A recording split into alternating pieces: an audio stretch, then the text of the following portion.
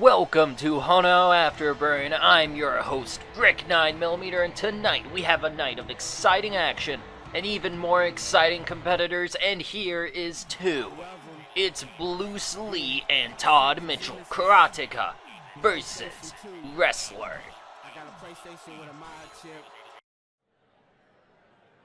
Tonight we will also see Vanessa Saunders take on Saint Anger in Kickboxer versus Kickboxer action, and Ross Cromley versus Sam Bopp. The match set up last week. Ross Cromley, he resents Sam Bopp getting his way all the time, and he will show that he deserves just as many opportunities as Sam Bopp does here tonight. But for now, Bluce Lee is taking on Todd Mitchell, the master of the speedrun versus a master of martial arts. And Mitchell with the spear. Mitchell exceptionally getting into position, but Bluce Lee just has that agility. But Mitchell with an excellent Northern Lights suplex and another, but no! He used it to transition into a cross arm breaker, and again! Bluce Lee can hardly keep up with Todd Mitchell, the master of the speedrun. But Mitchell making a severe tactical flaw there. Bluce Lee manages to catch him while he's off guard, and Mitchell, he just made that error again, but here he is back on the mat. And the mat is exactly where Mitchell wants to be. And again with a Northern Lights suplex. Bluce has Mitchell down, but for just a second, Mitchell is still very far ahead of Bluce here as we head towards the end of round one, but Bluce is looking to change that. Meanwhile, Mitchell is relentless. Every fall a Karateka makes, every fall a Karateka takes, is just one step closer to that comeback. But Todd Mitchell is being uncharacteristically aggressive tonight. Mitchell at the back, but Bluce Lee countered, but Todd Mitchell takes him down. Bluce Lee at the back, Todd Mitchell slides under.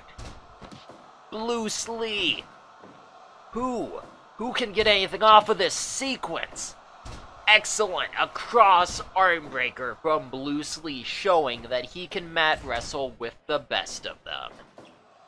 But Todd Mitchell with the best submission hold, the Hap Boston Crab, despite the fact that we are in Tokyo. And Mitchell floats over and locks in that arm bar. Mitchell, he's not exactly what we call a great fighter, but he may be looking to change that in this next tour, the Rising Tour. The resurrection is through, but maybe it's time for Mitchell's resurrection.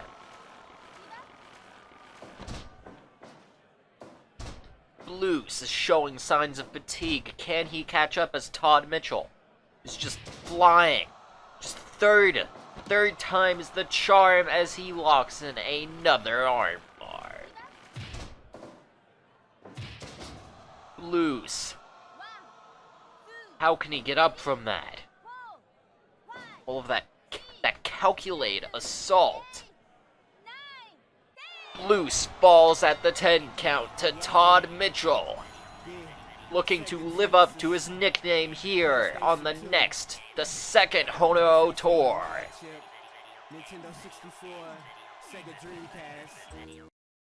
So while Wild Mike is staying at home because he has a match to prepare for, yes, that World's Championship match against Danny Thorpe, the biggest opportunity in his career thus far, he is staying at home, but he has tweets.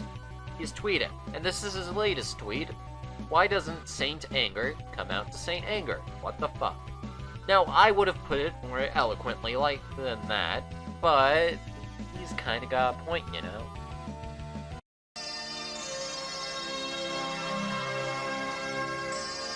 最高のテクノロジーと品質を最もコンパクトに凝縮したニュー BMW318i 世界の名車 BMW からドイツを超えたドイツニュー BMW318i に乗る日は3月3日4日首都圏の BMW ジャパン正規代理店で Welcome back to HONOO Afterburn. After the chaotic night that was the Rising in Tokyo, we have a pure kickboxing matchup. Yes, it is Vanessa Saunders versus Saint Anger, the newcomer who has quickly established herself as one of the best versus the one who never gets respect. And Vanessa Saunders with impact kicks, very quick, very devastating. Just seconds into this matchup, Saunders may have already taken the lead with those devastating kicks to the shin, those fierce low kicks. Just 4. She has hit 4, and it is barely 30 seconds into this match. Vanessa Saunders! Saint Anger never gets respect.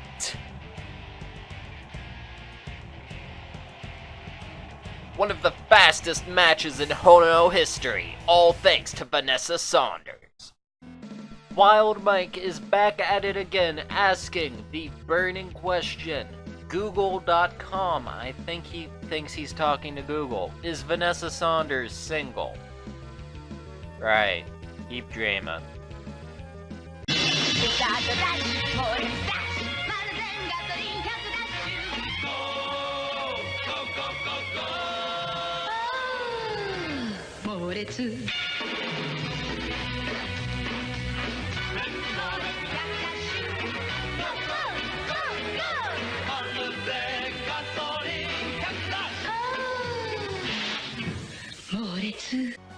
Welcome back to HONOO Afterburn, and man, was that last match really something. We've received word from backstage that while Saint Anger will need to get that looked at further. Yes, her lower leg, that received not 1, but 5 of Vanessa Saunders' fierce low kicks. We don't think she'll be injured from that. We don't think she needs time off, but she's gonna need a lot of ice. Now here we have Ricky Quick versus Xemyr LeBay. It is Karateka versus Wrestler once again on this week's episode of HONOO Afterburn. I'm your host, Brick9mm.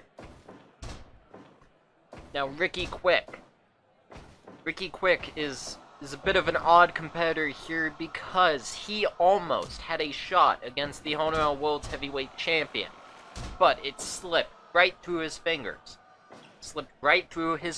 And into the hands of Lucas Von Hahn, who will be challenging Danny Thorpe after Thorpe faces Wild Mike. So he might be facing Wild Mike.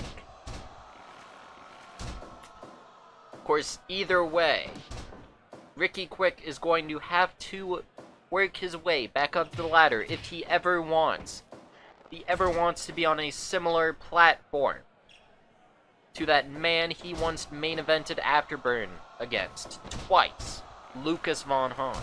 Of course, in his corner, supporting him all the way, is Ricky Backdrop.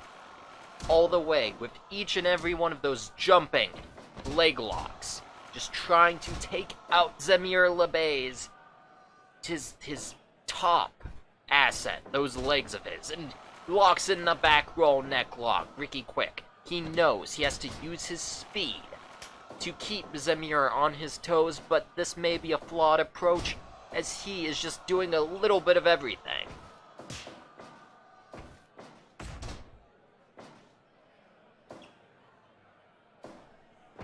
Slowing down a little bit, Ricky Quick locks in that armbar. However, if you focus on a lot of parts, you're focusing on nothing at all. It's almost as if all that limb work is going to waste, but I have faith in Ricky Quick. He's a smart man, and in the second round, he will prove that this approach will pay off. Or Xemyr. Xemyr will prove that those pajama pants belong to a man to be reckoned with. As Ricky Quick's trainer, Ricky Backdrop, looks on, Xemyr refuses to let Ricky Quick demonstrate any of that superb mat work. But Ricky Quick, with the difference maker! Xemyr rolls right back out of it, but he's staggering. Ricky Quick hits him with that rolling lock, just at that time where he was the most vulnerable, but Xemyr, it is time for Xemyr's comeback. If Ricky Quick doesn't rob him of it, with each and every one of his excellent holds. Quick with the takedown, but Xemyr is down but not out, but Ricky Quick with the neck lock. A very brutal hold, cranking the neck, but his unfocused approach may have been the end of him there. As Xemyr focuses on Ricky Quick's legs, you gotta attack them, because though that maneuverability of Ricky Quick is his greatest asset.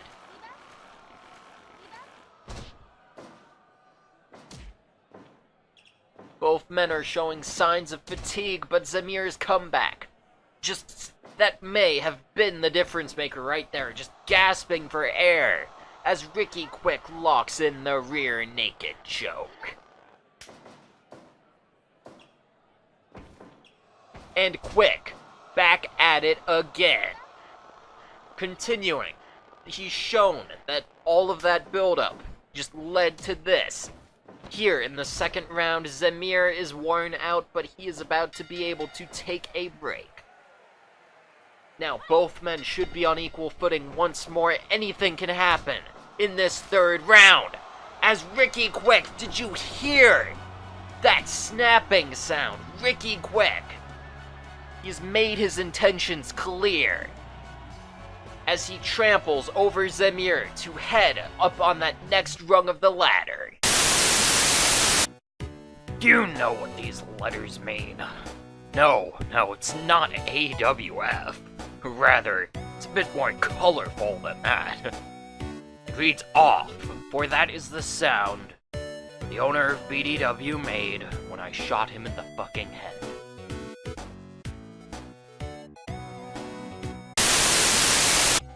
Wild Mike has a very colorful message for the owner of AWF. Well, I should say off. Ayo, Mr. Monopoly, DM me. DM means direct message. The more you know. DM me, I got some black tar heroin. We here at HONOO do not condone drug usage, unless it's steroids. Welcome back to HONOO Afterburn. It is now time for our main event, Ross Cromley versus Sam Bopp. Pure boxing action following Ross Cromley calling out Sam Bopp last week because Bopp got an opportunity, a major opportunity, against Richard Richards at HONOO number 2 and failed to deliver on his promise that he would knock out Richard Richards in the first round. Now, Ross Cromley is here to prove how hungry he is, to prove who is the king of the boxers on HONOO Afterburn. Will Sam Bopp make good on his promise to knock a man out in the very first round, or will Ross Cromley deliver that promise himself? Now, there is no There are no technical explanations to be had here. It is a pure slugfest. Neither of these men are overly technical fighters. It is all about the damage they can sustain. However, they are still being a tad defensive, as you must be when you fight in a promotion like HONOO, surrounded by so many mixed martial artists. You have to learn footwork. You have to make that a second sense. However, Sam Bopp, he is showing that his spirit, his fighting spirit, is sharp like a blade as he gets in blow after blow against Ross Cromley. If you look at him, frame by frame, you can see that Ross Cromley has been missing a lot more shots, but it's the shots that hit that count, and Jesus, Sam Bopp, 2 of his finishing uppercuts in a row, knocking Ross Cromley into the corner, but Cromley is still standing. Cromley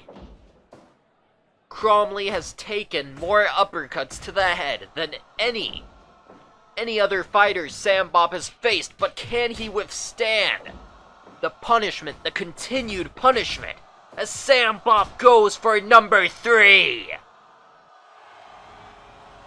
Sam Bopp finally made good on the promise to knock a fighter out in the very first round, as he has now proven himself as the king. Wild Mike is here again in his infinite display of endless creativity. He says, Ross Cromley, more like, nah.